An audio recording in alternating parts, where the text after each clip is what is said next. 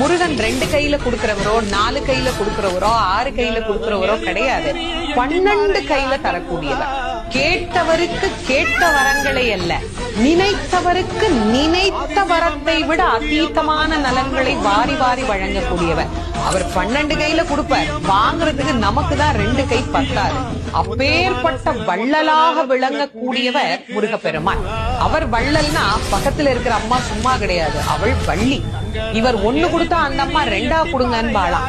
அப்படி கணவனும் மனைவியும் போட்டி போட்டுக்கிட்டு நமக்கு கொடுக்க தயாரா இருக்கிறாங்க.